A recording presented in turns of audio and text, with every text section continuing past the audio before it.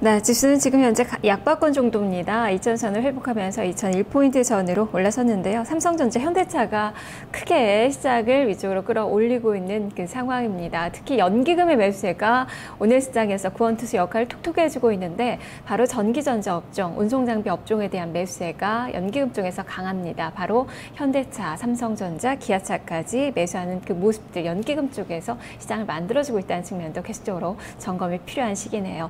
자, 여기서의 전략, 어떤 전략이 필요한지 지금부터 알아보겠습니다. 증권사연과도 오늘 시장에서 어떤 전략을 주고 있는지 화면을 통해서 한 줄로 정리를 해보겠습니다. 동양증권 조병현 연구원입니다. 주초반 코스닥의 대응이 중요하다라는 관점인데요. 중국의 관광 수혜주인 화장품, 그리고 미국 주택경기 관련주인 기계 관련돼서 관심을 좀 가져보자라는 의견을 제시를 했습니다. 한양증권 임동락 연구원입니다. 상승 흐름이 훼손되지 않는 수준의 혼조세가 예상이 된다라는 그 의견입니다. 실적과 수급을 고려한 트레이딩 관점으로 접근을 해보자라는 의견을 제시를 했습니다.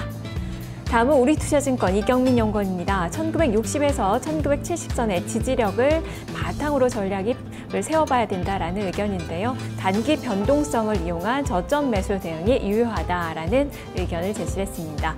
삼성증권 임수균 연구원입니다. 주식 비중 확대 관점으로 접근을 해보자라는 관점입니다. IT와 자동차 등 주요 경기 민감주에 대한 관심을 표명을 하고 있습니다.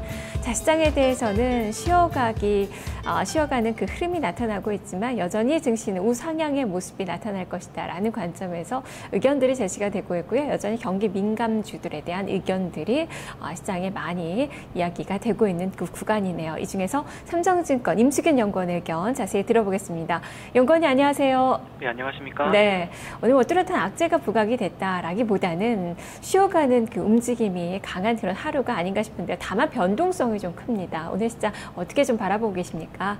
네, 일단 뭐 QE3가 발표된 이후에 지난주부터 증시가 좀 이제 상승 탄력이 둔화되면서 숨고르기 양상을 좀 지속을 하고 있는데요.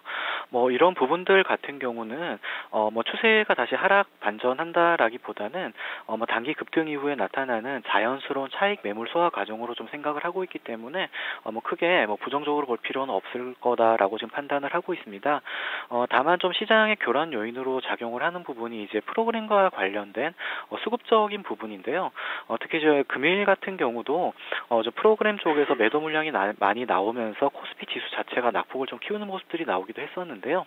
이런 부분들 같은 경우도 역시 단기적인 변동성 요인은 될 수 있겠지만 여전히 좀 추세를 바꾸기는 좀 힘든 부분들이라고 판단을 하기 때문에 전체적으로는 여전히 지수가 좀 추가 상승 가능성이 남아있다라는 쪽으로 대응을 하시는 것이 바람직할 것으로 생각을 하고 있습니다. 아직까지는 ECB라든지 미 연준에서 나온 이런 강력한 정책들의 효과가 좀 지속이 되는 구간이다라고 생각을 하고 있고요. 코스피 같은 경우 지수 한 2050에서 2100포인트 정도까지는 추가 상승이 가능한 국면으로 판단을 하고 있습니다. 네, 그만큼 오늘 외국인 투자가들의 또 매도세가 10일 만에 나오고 있어서 이를 또 우려하시는 분들도 일부 좀 계실 것 같은데 단순한 속도 조절 차원으로 매수세가 좀 둔화될 수는 있겠지만 계속적으로 이 기조는 이어진다라는 관점에서 좀 보면 된다는 말씀이신가요? 네, 그렇습니다. 외국인들 같은 경우 이제 오랜만에 이제 순매도세로 전환을 하고 있는데요. 그 규모 자체가 아직까지 크지가 않기 때문에 지금 같은 경우는 정상적인 매매 과정의 일환으로 좀 생각을 해보시면 될 것 같고요. 금일 외국인 매도세가 이제 나타난 거에 대해서는 크게 이렇게 우려하실 부분은 아니다라고 생각을 하고 있습니다. 네, 코스피 지수가 2100선 정도까지는 오를 것이다라는 의견을 주셨어요. 수급적으로도 앞으로도 조금 더 우호적인 그런 모습들이 이어질 것이다라는 의견인데요. 그렇다면 오늘 같은 그런 조정은 주식 비중을 어떻게 늘려야 되는 그런 조정입니까? 네, 그렇습니다. 일단 저희 같은 경우는 지수의 추가 상승을 예상을 하고 있기 때문에 전체적인 전략 측면에서는 여전히 주식 비중 확대의 관점으로 접근을 하시는 것이 바람직할 것이다. 좀 이렇게 많이 말씀을 드리고 있습니다. 특히 좀 관심 있게 보고 있는 업종은 IT랑 자동차 업종인데요. 누차 말씀드리다시피 이런 업종들 같은 경우는 좀 QE3 같은 정책들이 효과를 발휘하면서 미국 경기가 개선될 때 가장 크게 수혜를 볼 수 있는 업종들이고 또 연간으로 보더라도 이익 안정성이 상당히 높 높은 업종들이기 때문에 계속해서 주목해볼 필요가 있다라고 좀 생각을 하고 있습니다. 그리고 최근에 좀 눈에 띄는 부분이 이제 중소형주들의 강세 현상인데요. 최근에 중소형주들 강세 같은 경우는 지수 둔화에 따른 매기 확산으로도 파악을 할 수가 있지만 이런 성장성이 부각된 섹터들의 차별화된 그 성장 스토리가 지금 지속되는 과정으로 판단을 해볼 수가 있기 때문에 이렇게 성장성을 담보한 강한 중소형 종목들의 이런 차별화된 스토리도 좀 지속될 가능성이 크지 않을까 생각을 하고 있습니다.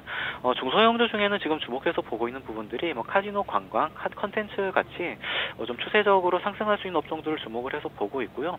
틈새 시장 전략으로 이런 중소형주들에도 꾸준히 관심을 가지는 전략이 필요해 보입니다. 네, 알겠습니다. 말씀 잘 들었습니다. 네, 감사합니다. 네, 오늘 또 연기금 많이 사랑하는 종목이죠. 경기 민감주, IT와 자동차 종목군들에 대해서 꾸준하게 관심을 가져보자라는 의견. 그리고 최근에 중소형주들의 랠리가 또 펼쳐지고 있다는 점이 특징인데 여기서는 옥석 가리기가 좀 필요해 보입니다.